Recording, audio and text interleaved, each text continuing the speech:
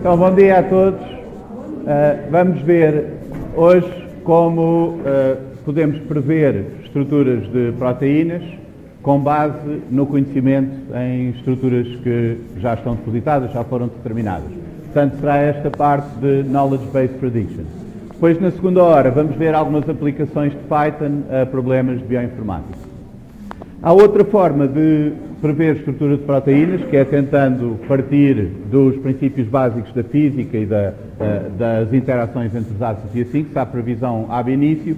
Nós não vamos cobrir essa, porque essa é bastante mais exigente a nível computacional e estes são os métodos que são mais acessíveis, tipicamente, para quem quer resolver problemas práticos sem entrar muito para a parte da bioinformática.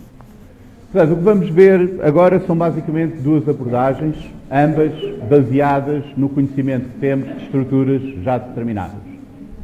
Primeiro será a modelação por homologia, em que nós vamos tentar prever a estrutura de uma proteína cuja sequência conhecemos, mas de estrutura desconhecida, com base em proteínas que são parecidas, que têm uma sequência semelhante.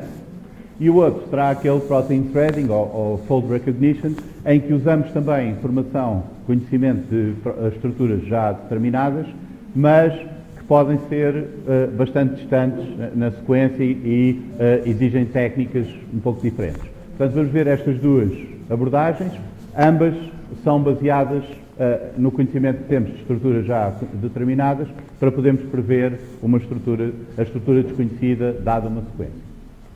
Nós vamos começar por modelação por homologia. Vamos supor que nós temos uma proteína X, cuja estrutura não conhecemos, mas sabemos a sequência. Normalmente a sequência é bastante mais fácil de determinar do que a estrutura.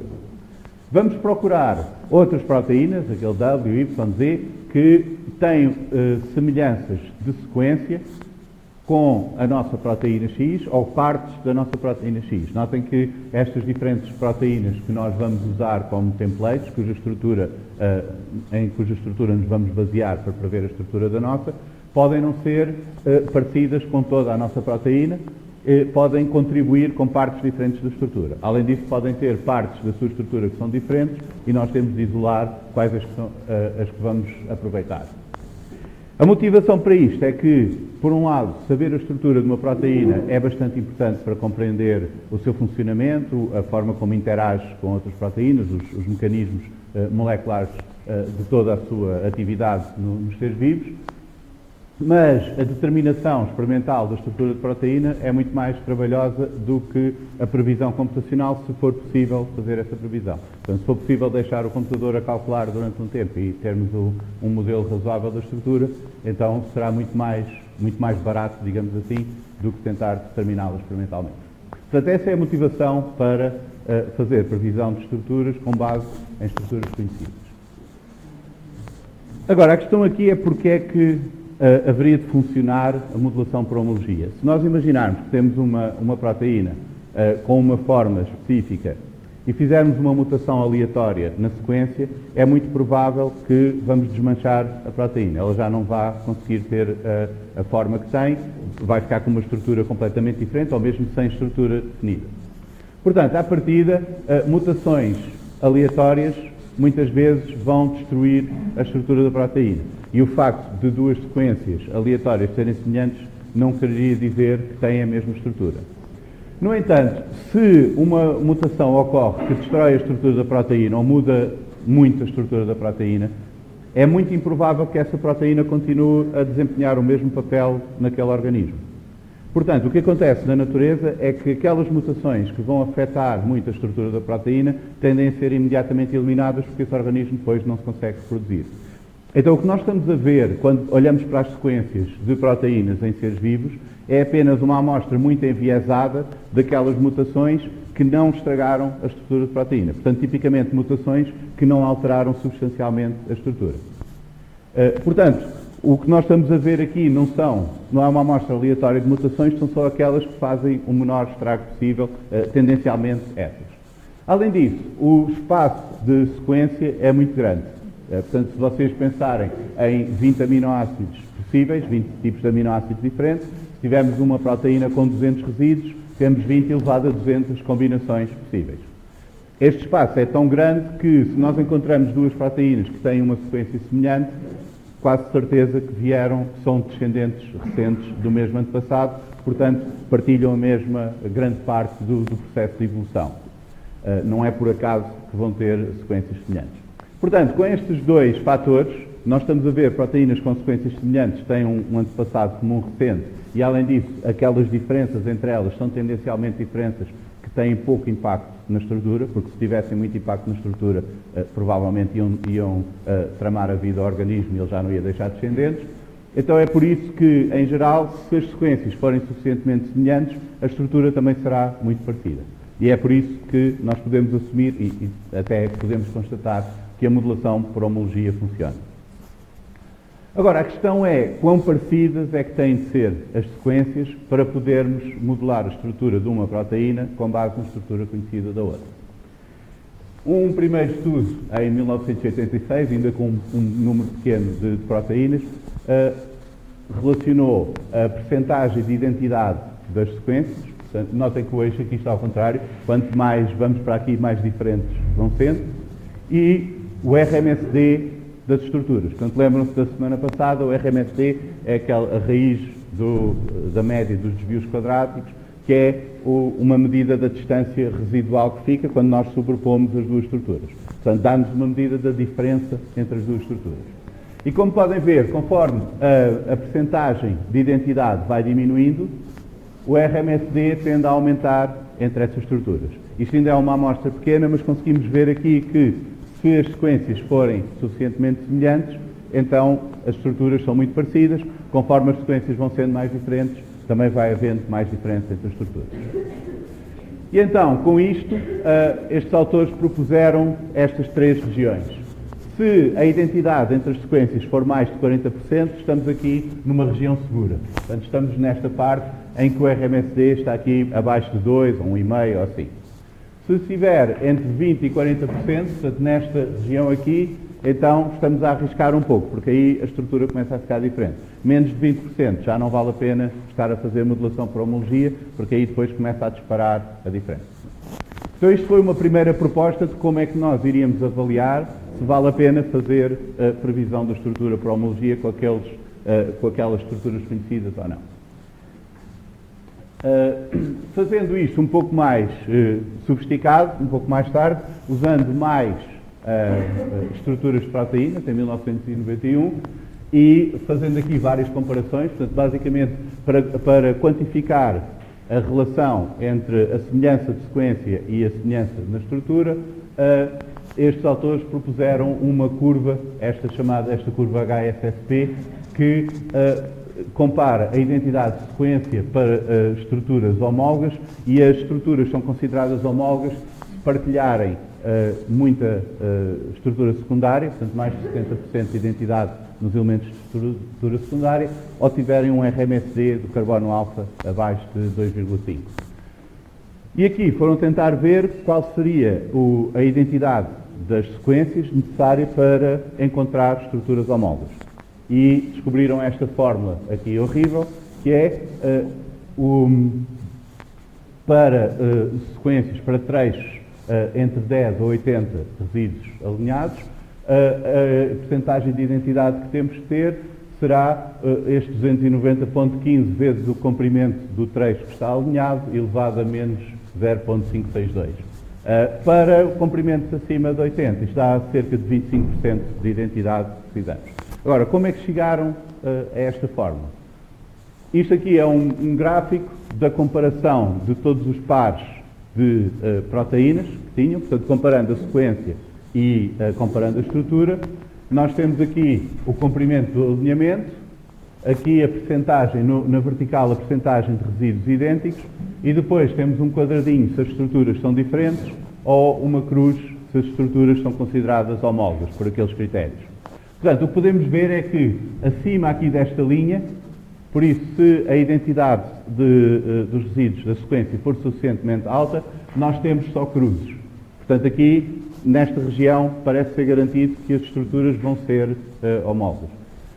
Se estivermos abaixo desta linha, também temos algumas cruzes, portanto, pode acontecer que as estruturas sejam semelhantes, apesar de haver grandes diferenças na sequência, mas temos muito misturadas com aqueles quadrados que indicam estruturas que não são portanto, pares de estruturas que não são homólogas entre si. Portanto, basicamente, esta linha foi calculada empiricamente para tentar isolar aquela região onde é seguro fazer homologia. Mas, como podem ver, não é propriamente uma divisão muito clara entre as situações em que elas não são estruturalmente homólogas ou são. É apenas que estamos a tentar isolar ali a zona onde são maioritariamente homólogas as estruturas. Avançando um pouco em relação a isto, aqui em 1999, usando um conjunto de dados maiores, estes autores propuseram uma variante desta linha, desta equação, em que nós podemos considerar um desvio à fronteira original. Para já, como podem ver, a fórmula ainda é mais horrível do que a outra, tem ali mais uma expressão no exponencial e assim, portanto, por causa da forma da curva.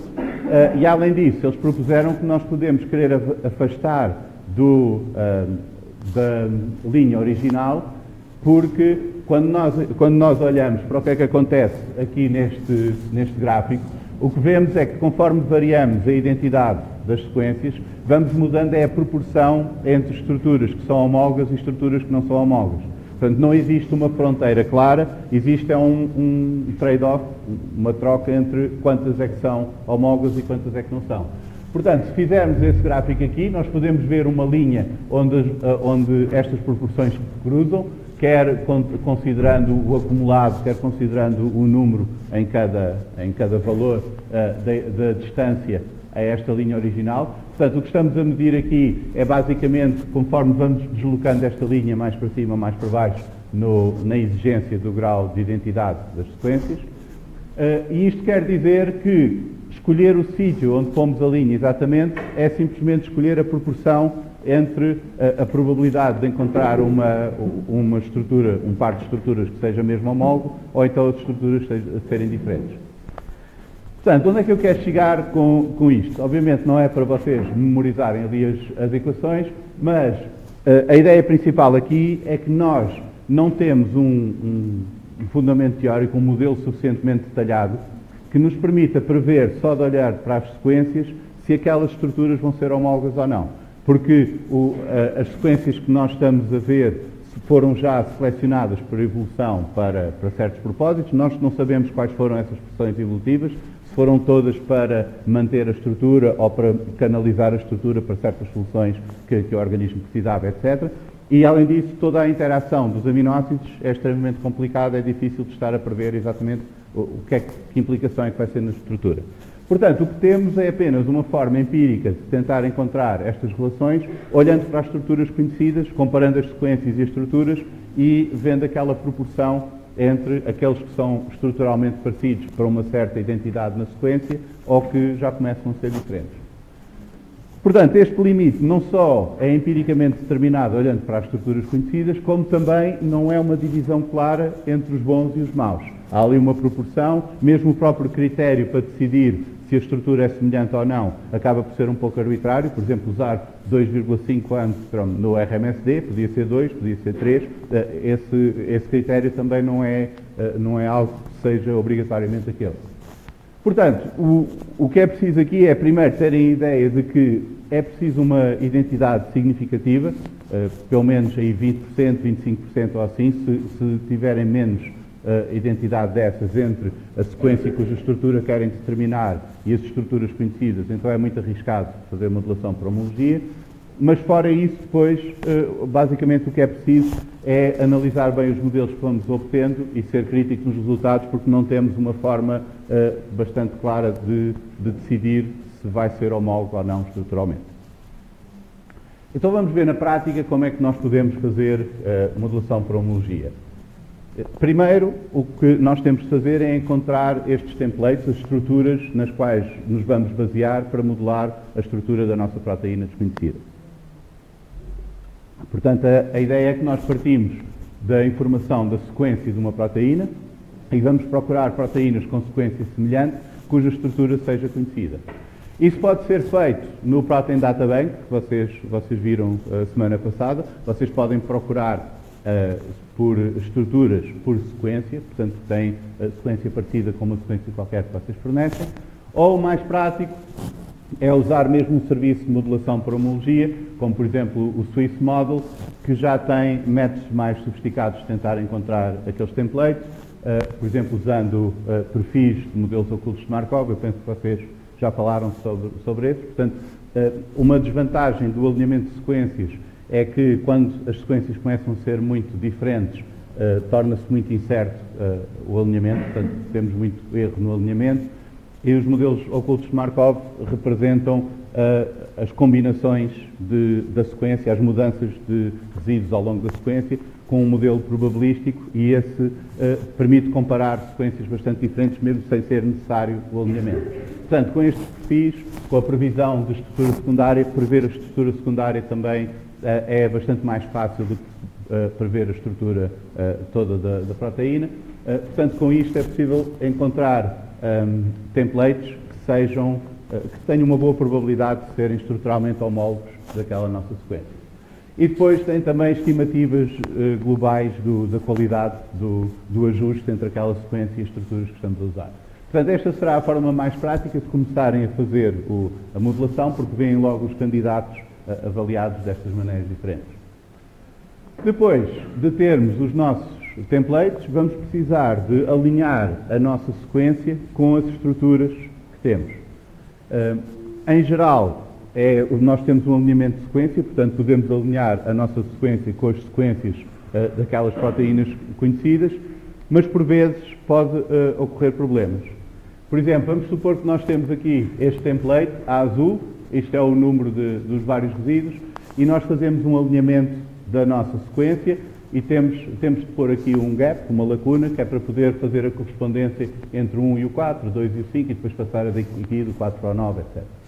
Quando nós mapeamos isto na estrutura, podemos encontrar um problema destes. Nós temos aqui este 1, 2, 3 alinhado nesta parte, mas depois na estrutura há uma falha mesmo grande, geometricamente, há uma distância grande entre este resíduo, o 3 e o 4. E isto depois estruturalmente não é plausível. Nós não podemos criar a estrutura de uma proteína em que a ligação peptídica tem 10 angstrom de comprimento ou uma coisa desse género, porque isso não poderia acontecer.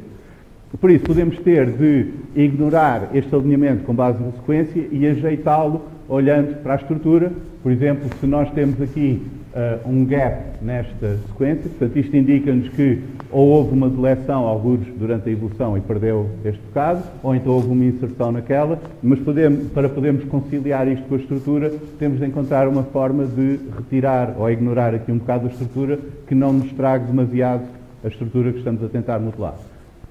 Portanto, o alinhamento entre a sequência cuja estrutura queremos determinar e os templates pode ser fácil se a identidade for muito grande e a estrutura for mesmo muito semelhante, mas se houver problemas destes, em que há deleções ou inserções, pode ser necessário fazer ajustes nesse alinhamento para ser estruturalmente plausível. Portanto, em geral, há várias coisas que convém ver. Temos de evitar estas falhas grandes a nível geométrico. Notem que as falhas que vocês encontram no alinhamento, aquelas lacunas, não são lacunas na sequência, são simplesmente, no fundo isto aqui é simplesmente um truque para poder alinhar este resíduo com aquele e alinhar este resíduo com aquele. Portanto, aqui, haver uma falha no alinhamento não representa nada de problemático na sequência. Mas falhas na estrutura, sim, porque aí estamos fisicamente mesmo a dizer que aquela cadeia tem ali um buraco de um lado para o outro, e isso não pode acontecer. Portanto, temos de ter cuidado neste mapeamento, resolver estas falhas na estrutura.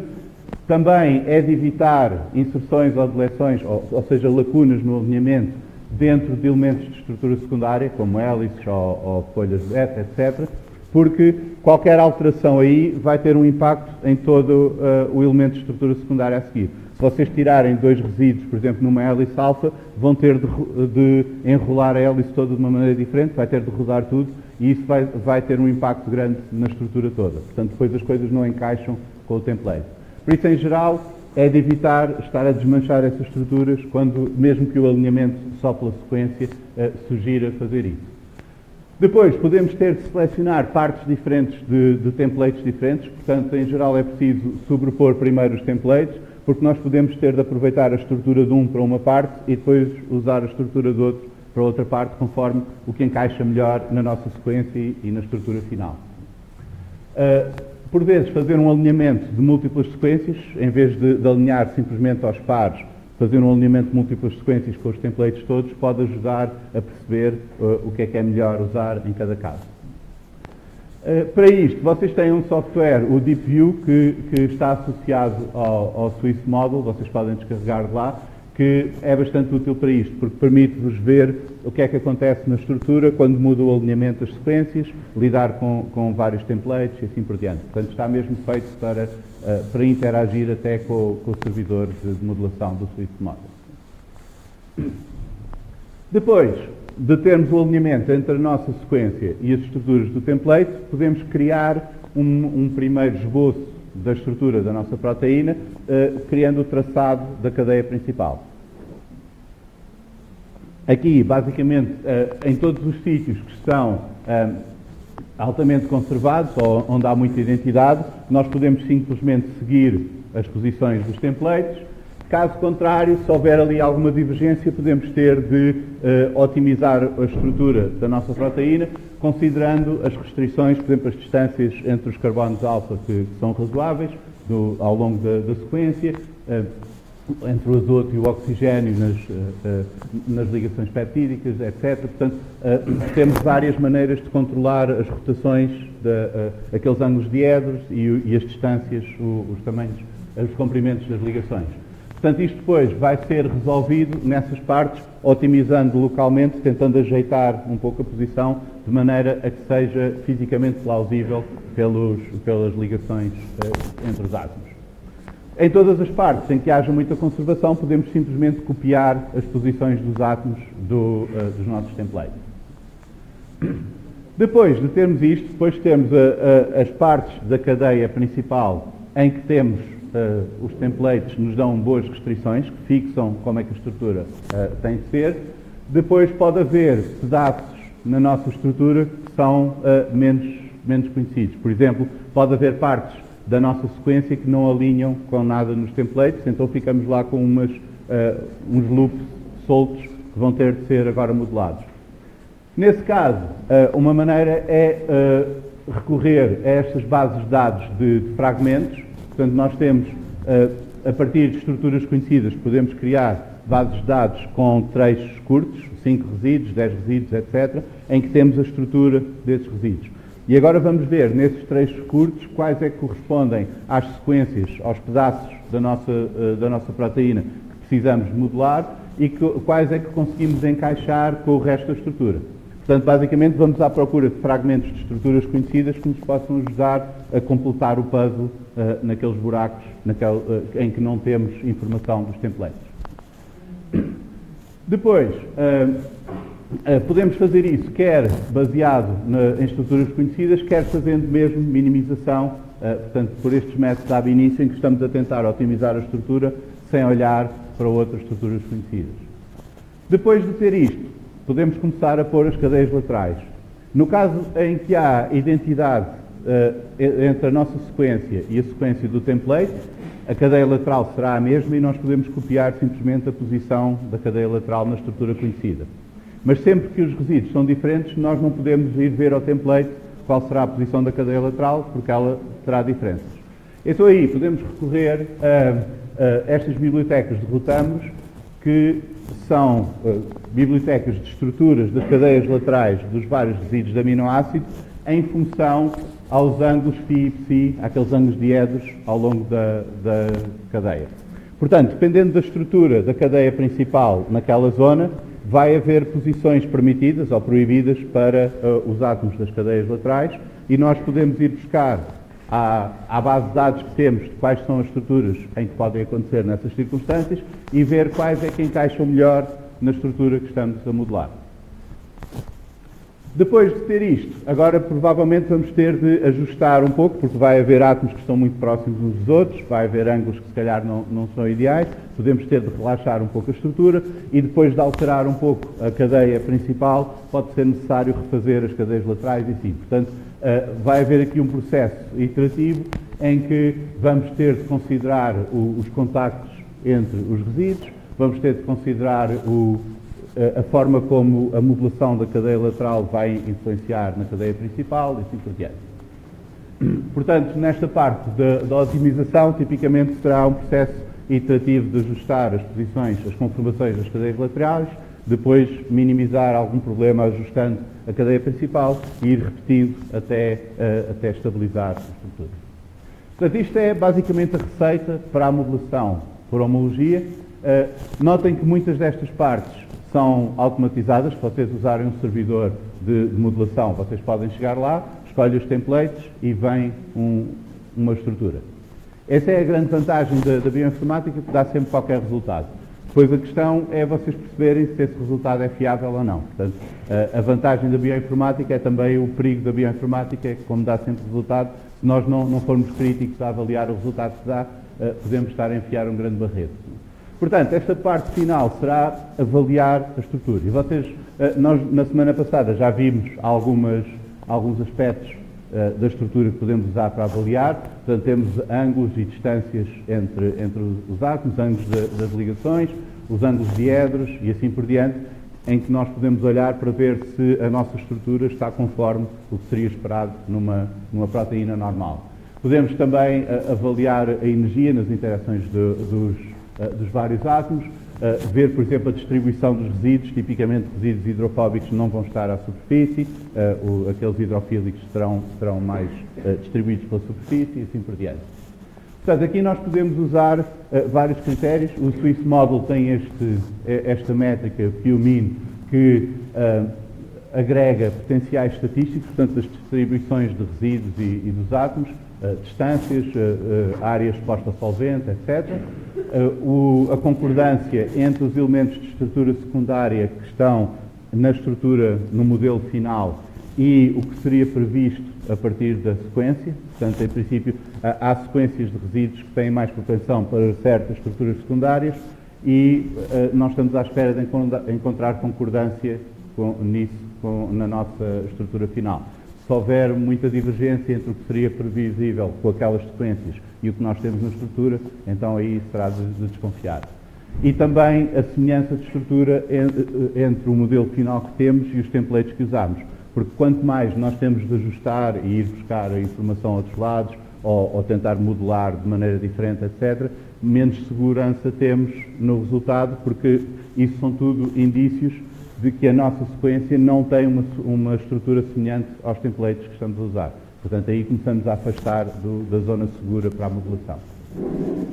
O Swiss Model faz isto tudo automaticamente e dá-vos logo uma medida do QMIN, mas de qualquer maneira, se vocês precisarem de usar modelação por homologia, não precisam de saber fazer todos estes passos, porque isto já está automatizado, mas convém que percebam o que é que está a acontecer e onde é que podem ocorrer erros, precisamente para poderem avaliar o resultado no fim. Agora vamos ver o que é que acontece se nós temos uma sequência de estrutura desconhecida, mas não temos estruturas conhecidas com suficiente identidade de sequência para podermos fazer modelação por homologia. Ainda assim, nós podemos ver que as proteínas novas que vão sendo descobertas, ou cuja estrutura vai sendo determinada, geralmente têm elementos estruturais, estes folds, estes enrolamentos, que são parecidos a coisas que já conhecíamos. Portanto, já começa a ser muito difícil encontrar proteínas que vêm com enrolamentos completamente diferentes dos outros. Portanto, dá a ideia de que existe um conjunto limitado de soluções estruturais que a natureza vai usando e nós já temos uma boa amostra da diversidade dessas estruturas. Portanto, mesmo não tendo templates que são muito semelhantes àquela sequência que nós queremos, cuja estrutura queremos prever, devia ser possível nós irmos à procura desses elementos estruturais e montar o puzzle, digamos assim, com esses vários elementos que encontrássemos para trechos da nossa sequência. Portanto, aqui temos basicamente estas abordagens em que nós vamos tentar caracterizar o ambiente à volta de cada resíduo e as sequências e a nossa sequência em cada zona da proteína que queremos modelar e depois procurar análogos a isso nas bases de dados de proteínas conhecidas, mesmo que sejam só estruturas locais, pequenos pedaços da estrutura que nós possamos ver que são parecidos com o que nós temos. Então, muitas vezes vão ser usados ou alinhamentos de múltiplas sequências ou, cada vez mais, estes modelos ocultos de Markov para conseguirmos encontrar trechos semelhantes entre proteínas que são bastante diferentes na sequência, mas que ainda mantêm algumas semelhanças.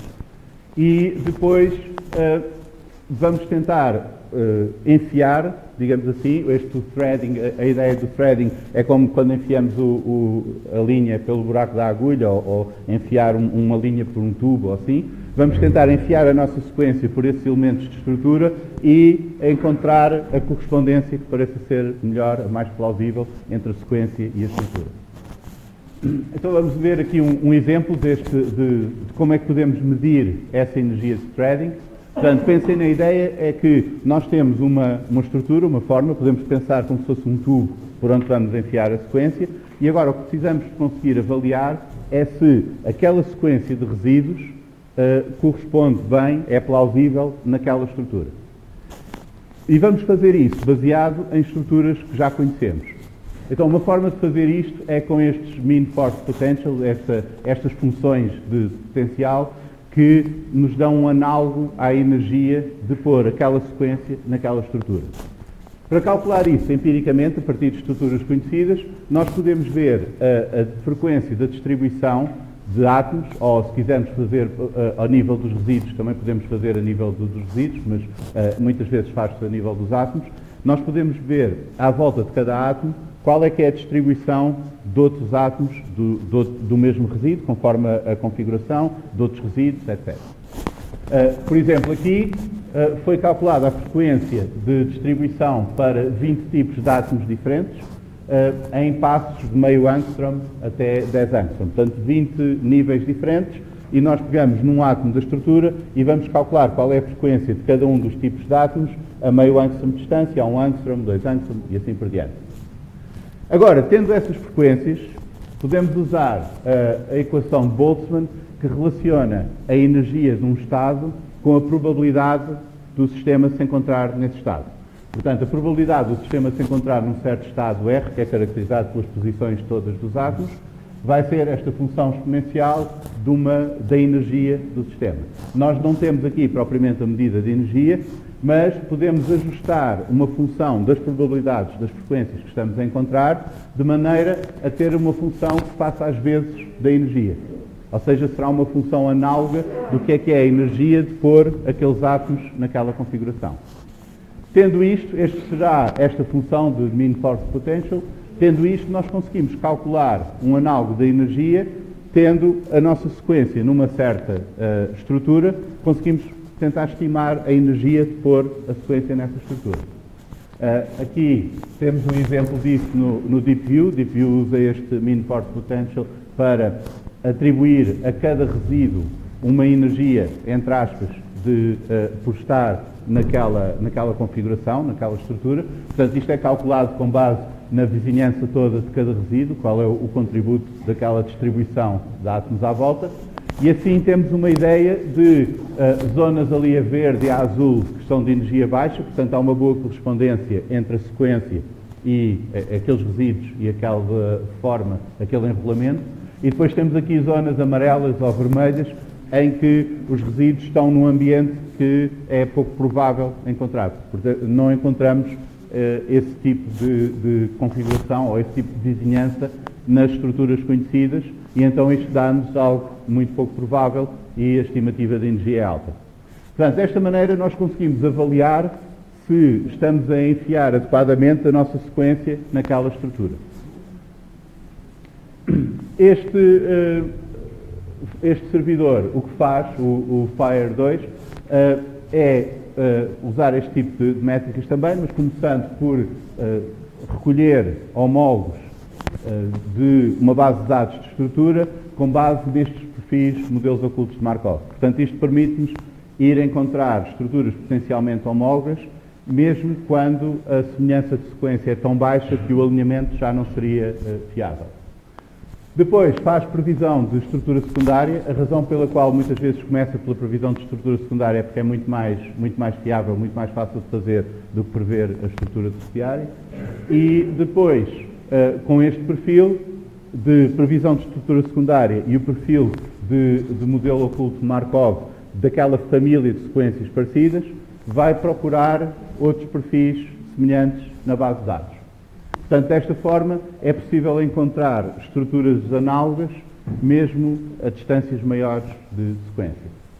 Depois, com isto, é possível encontrar partes do puzzle para trechos da nossa sequência. Portanto, vamos encontrar estruturas homólogas para pequenos pedaços da nossa proteína e ir encaixando esse puzzle e depois preencher os bocadinhos que faltam, porque às vezes há partes da nossa sequência para as quais não vamos encontrar bons homólogos, e vamos preencher com estas bibliotecas de loops, tentando encaixar os pedacinhos da sequência. E, finalmente, colocar as cadeias laterais. Portanto, o esquema será mais ou menos assim. A partir de uma sequência que nós queremos modelar, vamos encontrar sequências parecidas e fazer um alinhamento de múltiplas sequências. Notem que estas sequências parecidas não precisam ter a estrutura conhecida. A razão para fazer isto é que a informação numa só sequência é muito incompleta. Não nos diz que partes é que são importantes, que partes é que são conservadas e assim. Se nós tivermos uma família de sequências de proteínas parecidas, mesmo que nenhuma dessas estruturas seja conhecida, nós conseguimos ver logo pelo alinhamento das sequências que há partes que são mais importantes que outras, há partes que variam mais e assim. Portanto, com este alinhamento de sequências parecidas e a previsão de estrutura secundária, é possível criar este perfil com modelos ocultos de Markov e previsão de estrutura secundária, que depois vai ser comparado com uma base de dados de perfis. Essa sim tem estruturas conhecidas. Portanto, vamos usar sequências semelhantes, mesmo que a estrutura não seja conhecida, para obter o perfil, e depois vamos procurar na base de dados estruturas conhecidas. Com isto vai ser possível encontrar muitos fragmentos de estruturas candidatas para agora montar na nossa sequência. Portanto, aqui é que começamos a fazer aquele threading de enviar a nossa sequência naqueles fragmentos de estrutura. Algumas partes já têm bons homólogos na estrutura, outras partes falham, não encontramos nada parecido para modelar, mas aí podemos depois ir à procura daquelas bibliotecas de muitos fragmentos diferentes e tentar encaixá-los para preencher aquelas lacunas. Depois, acrescentar as cadeias laterais, fazer uma otimização na estrutura e assim produz o modelo final. Notem que isto ainda é mais arriscado que modelação por homologia, porque estamos a ir à pesca de estruturas muito mais distantes e depois a montar tudo, mas o princípio geral é o mesmo. Estamos a usar a informação de estruturas conhecidas para tentar prever a estrutura da nossa sequência. Vocês podem também incluir, eu não vou falar aqui disto, mas podem incluir também previsão ab início. A ideia da previsão ab início é simular, no fundo temos uma medida da energia, da interação entre os vários átomos e assim, e podemos simular a própria trajetória de enrolamento da proteína, nesse caso com a dinâmica molecular, ou então ir ajustando e tentar minimizar a energia para obter uma solução que minimiza essas nossas medidas de energia. Mas vocês podem usar estes modos também como parte destes servidores de previsão de estrutura, mas tipicamente demoram bastante mais tempo a calcular, são mais exigentes computacionalmente. Portanto, resumindo, o foco aqui foi na previsão de estrutura de proteínas com base em estruturas conhecidas e podemos dividir em duas abordagens principais. A modelação por homologia, quando nós temos estruturas homólogas à nossa sequência, portanto, essas proteínas de estrutura conhecida têm uma homologia de sequência suficientemente alta para nós conseguirmos fazer logo uma correspondência de 1 para 1, alinhar a nossa sequência nesses templates. E aí nós podemos depender deste princípio, que é razoável teoricamente e podemos constatá-lo na prática, de que sequências semelhantes tendem a ter estruturas semelhantes. Se não temos templates com boa homologia de sequência com aquela proteína cuja estrutura queremos determinar, podemos basear-nos noutra regularidade que nós observamos na estrutura das proteínas, é que as proteínas são compostas por motivos, por enrolamentos estruturais que são repetidos em muitos casos. E se nós conseguimos encontrar o enrolamento certo para cada fragmento, para cada parte da nossa proteína, conseguimos depois montar o puzzle e prever a estrutura.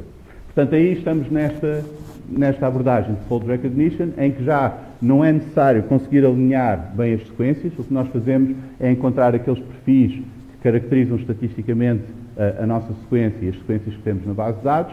Com isso, tentamos encontrar os fragmentos mais plausíveis para cada parte da nossa estrutura e vamos montar o puzzle e tentar enfiar a nossa sequência nessas estruturas candidatas. Em ambos os casos, nós estamos a fazer isto não com base num fundamento teórico acerca de como as proteínas se enrolam, mas com base nas estruturas conhecidas e nos paralelos que podemos encontrar entre aquela que estamos a prever e as outras.